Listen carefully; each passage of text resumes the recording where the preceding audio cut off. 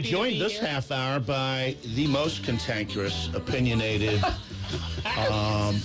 man Bill's who right here. No, this man will give you an honest opinion on everything, and he don't care if it hurts your feelings or what. And he'll smile in your face while he does it. Mr. Delegate, Marty Gearheart. Welcome, Marty. How are you, sir?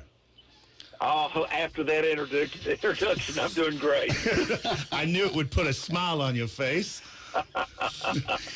I consider it a badge of honor. Now, one thing Marty and I share, I think we have probably two of the luckiest delegates to share, an analyst by the name of Sarah Dyer, who makes us twice as good as what we are. Wouldn't you agree with me with that, Marty? 100%. Sarah is an angel. Partly because she's really good at what she does, and the other part because she does deal with the two of us. Yes. Marty, can you explain to our audience what a whip is? And you have the role of majority whip. What is that entitle? Well, I think traditionally the whip has been the person that has garnered votes for a position that is advocated by leadership. It's somewhat different in the way we handle it with 91 members. My job is to determine the overall opinion of the caucus as to whether or not legislation has the capability of passing, and if there are changes that are required or things of that nature, so that the people that are, in fact, running the mechanics of the legislative session understand what's going to get a lot of debate and what might not get much debate, and what people are cross about or happy about, so that things move along more efficiently. So my job, oddly enough, and I'm not a detailed person, but is to know where people stand on issues, which is sort of a detailed operation.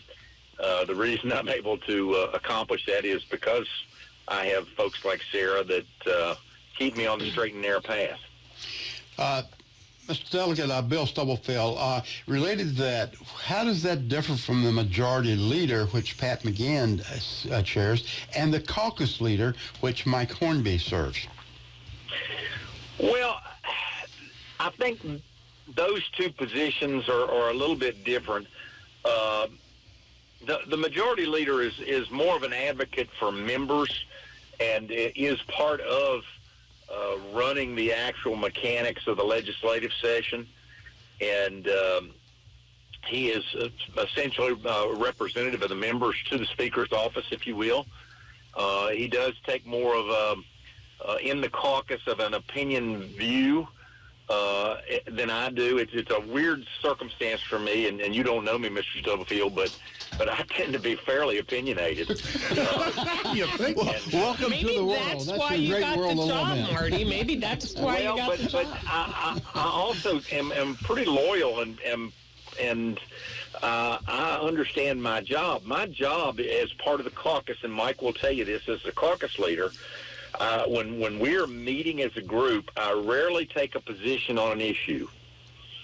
My job simply then is to be the referee and determine where we stand on an issue from a percentage standpoint. So I try not to advocate for either side of that issue, which is not my tendency over the years. Mike will also tell you that once we leave the caucus room and we move into formal debate, that my opinion will show pretty quickly. But I try not to influence the numbers so that we know what everyone else's opinion is. And it's a fine line to walk. It is one that I discussed at length with the Speaker prior to accepting this position, because he knows that I'm opinionated, and I made sure he understood what he was getting. That when I have a voting button in front of me and a microphone, I'm going to say what I think needs to be said. But in the caucus room, I'm going to allow others to tell me what they need to say so that I can record that and understand the overall position of our group. So in a world, Marty, where the everybody's a Republican, but obviously there are different is factions the right word? Maybe not, but differing opinions even amongst the Republican Party. But you would think, maybe from an outside perspective, that everybody's going to be on the same page. But I think what I hear you saying is not so much all the time. Yes? Well, particularly as our numbers have grown. And, when you say factions, I think that we have members that are very specifically socially conservative.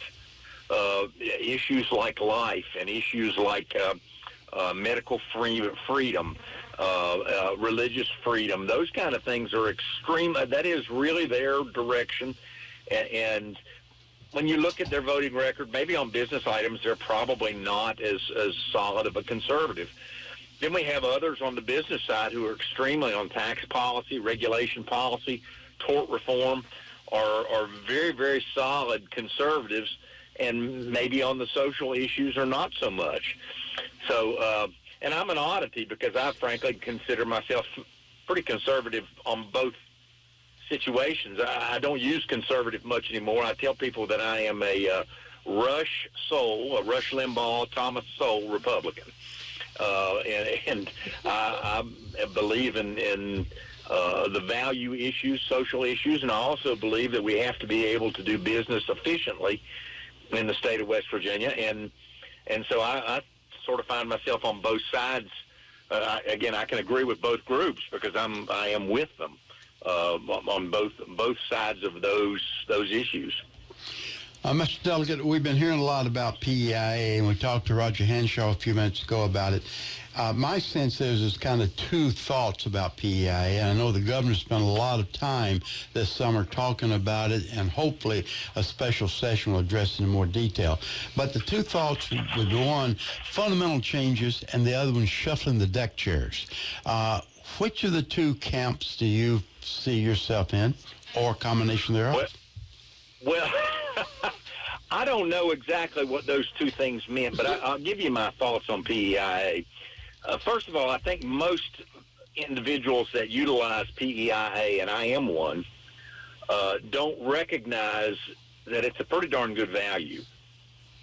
If you compare what we have in government-sponsored insurance, if you will, it is pretty inexpensive. The increases are pretty well in line with what the market bears outside right now, but part of that is because we withheld all of those increases for about 12 years and really put a strain on the system. So I think a big part of it is making folks recognize that the insurance world right now is on an inclining spectrum everywhere, not just in PEIA. And so I think that there are some things that can be done to tamp down the cost of PEIA, but I don't think anyone should be surprised by the fact that you're still going to have increases in that insurance.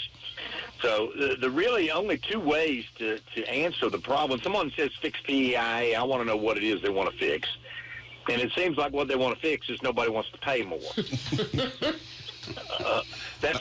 That really is what folks want to fix, and that's just unrealistic, right, Marty? Unfortunately, it is not something that can happen. And there's should be a recognition that every time that the employee has an increase, the state gets that increase by times 4, because the state covers 80%, the employee covers 20%. So the state is really not in the position, I don't think, to throw money at PEIA beyond the natural increases.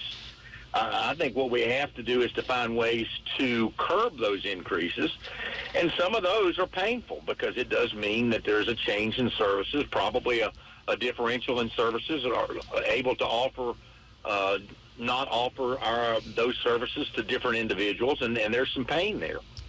But I'm sorry, go ahead. The real pain is the state can't bear the cost. And if you were to, in fact, privatize PEIA, the premiums for the employees would increase exponentially, and the coverage would be less. Right. So the two things that could be done to make changes to it, throw money at it, which the state doesn't have to throw at it, or to privatize it, just don't work. There would be a mutiny if you privatize PEIA. Folks want to fix it, but they don't want to get rid of it. So it's a conundrum, if you will. And there was a time, Delegate, was it the 90s? Was it early 2000s that there were many, many medical providers who wouldn't accept PEIA? And I can remember back in that time that you kind of had to shop around for a provider who would even accept it because of the payment structure, the reimbursement structure. And that has not happened since then. And like I said, it's a good 20, maybe 30 years. I can't remember exactly when that happened. I know. I'm old, Mike. Stop laughing. But do you remember right. that? Am I making this up? Even now isn't great. Just a few years back, we had a hospital system that had made the statement that they were going to refuse to accept PEIA because of the reimbursement. We did go back and to adjust that reimbursement. If I'm not mistaken, it's 110% of Medicaid now. Mike, you correct me if I'm wrong, which still is not a whole lot, to be honest with you, because Medicaid is not a great payer. But that when you increase that reimbursement, now you put more pressure on the cost of the insurance, because insurance is, it's a factor of premiums and claims. And our system is really strange in that it's not really a risk-based system. In most systems, your premium is based on risk, and in health insurance, risk increases with age. In PEIA, your premium is based on your income. So you could be low risk and pay a high premium because you have a high income. And you could be high risk and pay a low premium because you have a low income. So it's a little upside down in how it works. Mr. Delegate, one of the issues near and dear to the Eastern Panhandle is locality pay. And, of course, this has been discussed for quite a long time. Decades, 20, 30 years, Mike. Sorry. Do you anticipate that we'll ever, I know we'll address the problem, but resolve the problem? Well, I don't know that you will or not. I think there will be a continuing battle on it. Now, that doesn't mean that it won't ever pass, nor does it mean that it will. But it is one of those things that has come up continually, and that people from your area do advocate. You've had a number of folks that have come and gone since I've been there. I've been there since 2010 that have advocated for locality pay, and you have a number that do now. So I don't know that it's going away. On the other hand, I don't know that it's ever going to pass. In my area, most people recognize me from being an advocate for the promises made with the West Virginia Turnpike being kept. And those promises were that there were 30-year bonds, that it was supposed to be a free highway after 30 years. The highway was built in completed in 1954, which means it should have technically been free after 1984. If most of you know, the tolls have increased precipitously in the last few years and are still in place. What kind of revenue comes from that turnpike, Marty? I'm not familiar with it because I don't drive on it every day. And what kind of revenue does the state get from that? I haven't looked at the latest financial, Mike, but there's a couple $100 million that come in through those tolls. Oh, my. A couple $100 million. The recent tolls, when the legislation from 2017 committed part of those tolls to bonding for highway construction in 10 southern counties. So, it changed. Before that, everything that was taken in from the West Virginia Turnpike was expended on the West Virginia Turnpike. Mm-hmm. Now that expenditure also goes to pay bonds for highway construction. That was part of the Jim Justice Roads to Prosperity. Right, and those funds are matched usually 8-9 to 1 depending on the project, and they're tailored down south. Is that correct? Depending upon the highway, Mike, they're not necessarily committed to federal or federal aid primary highways. So, they could be on Route 10 or Route 52 that have different levels of federal match. But if you do have expenditures on federal highways, particularly in West Virginia, they do, and it's new construction, they do get a federal match. And you're right, the max side is usually 90%. It could go as low as, I think, 50%. So they do draw down some federal dollars when those bonds are used that way. That is correct. You're using the highway to make your case for the locality pay. Can we go back to finishing up your case for locality pay? My point is that issues that are advocated for get discussion, but they don't always pass. My point is that one's had a lot of discussion and a lot of argument, and I'm gathering from your line of questioning that you're an advocate. Oh, very much so. Yeah. Okay, and you probably recognize, and Mike knows I'm not good at hiding my positions on things. I'm not. Well, that's fair. Neither am I. So we identify with each other in that case. But no, I knew that. When I asked the question, I knew that you're not an advocate. I was trying to probe and see what arguments, the counter arguments to locality pay that's been used, and is there any chance at all of trying to convince the skeptics that locality pay would be a good one? And you're a perfect example to ask this question to, because you are not an advocate for locality pay. Well, and while I do understand the argument for, I have a difficult time for the state paying for the same job a different amount of money in a different location. It's simply right at that. A state trooper, as an example, that works in Welch has difficulties just like a state trooper that works in Martinsburg. And while housing may be a little more expensive in Martinsburg, it's not necessarily as pleasant to living in Welch. And some folks in Welch may want to live in Bluefield, so now they've got the expense of having to drive back and forth. There are all kind of different circumstances. I just don't believe that we need to pay people that are doing the same job a differential pay. And once you do that, now you may find yourself in the position that no one wants to work in those places that receive less pay. And so now you have to increase their revenue just to get them to go there because of the pay differential. Plus, there's a real morale problem. Having run a manufacturing plant for a few years, I always felt like everybody's salary was their own business. But I got news for you, it ain't that way. And if you want to talk about two guys, one that's doing the same job as another, regardless of how long they've been at work or otherwise, if one of them makes a nickel more than the other, you create a lot of unrest within the workforce. And I've seen it and been part of it, and it's just not a great thing. In my opinion, if we have a person that's doing an equivalent piece of work, they deserve the same pay that someone that's no matter where they live. So with that said, I do understand the struggles that you have with getting people to work. But I got news for you. Their struggles are all over the place. Yeah. In just a little bit, I'm going to drive into North Carolina. I can be in North Carolina and back before I can get to your address. Yeah. A lot of those folks make a lot more money living in North Carolina than they do living where I live. And those are choices that you have to make.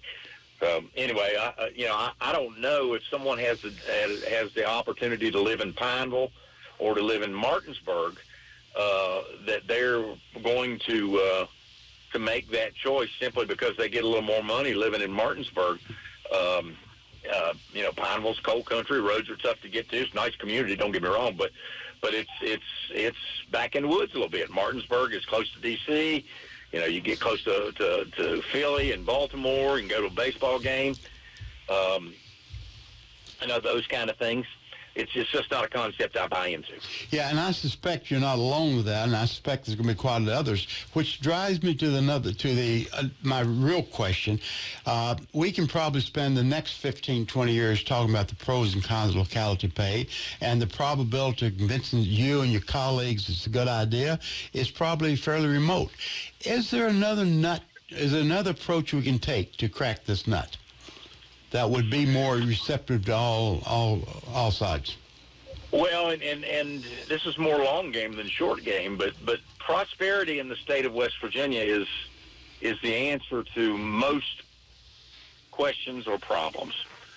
And as we attempt to create an environment in the state of West Virginia, not just in Berkeley County, but all over, and that allows businesses to be successful, and allows people to work and be successful, it creates more prosperity, and it allows us to elevate the living standard for all state employees. So I think we've worked hard at that for a bit, and we've still got a long way to go. Some of those things have to do with lawsuits. I noticed that we've moved back toward what used to be called the judicial hellhole list because of lawsuit abuse. We've got to have a legitimate court system that's fair, but certainly isn't jackpot justice. We've got to continue on the path of reducing taxes, and that may seem counterintuitive, but I'm of the belief that when you reduce taxes, that people have more money in their pocket, there's more prosperity. It is a pay raise for state workers every time there's a tax cut because, frankly, they have more money in their pocket, whether it's via the form of increase in pay or whether it's being able to take advantage of that tax cut. From the Reagan years, I am a believer that when you cut taxes and you control spending, you do generate more revenue to the Treasury. Thus, you have more revenue to do things like increase state worker pay. Marty, let's switch gears just a little bit. I know you were pretty vocal on the ability to give counties a referendum to increase taxes or sales tax. You and I had a very interesting conversation. You brought up something to me regarding that. If you gave the counties this ability, they would run that referendum for life until it passes. Can you give us your opinion on that piece of legislation and why you were so vocal on it? Well, your statement is accurate, okay? Mike, you and I both know that you and I both know that people that are elected to office become more popular when they're able to spread money around. And the ability to tax is very seductive. Because it gives you more money and you can spend it on a variety of things and hopefully make people happy. So I don't really believe that I want to be in the position to extend that authority further. We saw that with Home Rule. Home Rule was put in place for 10 communities as a pilot. I think we have well over 200 communities. I might be wrong about that exact number, but that now participate in Home Rule that have increased their sales tax by a percentage. That was to be done in conjunction with reduction in B&O tax. However, I can tell you as a contractor, I pay B&O tax in a lot of communities that have Home Rule and that additional 1% of sales tax. So the taxing authority is seductive, particularly, I think, for county commissioners and local governments because, frankly, they want to do things for their community. They want to spend money on their community.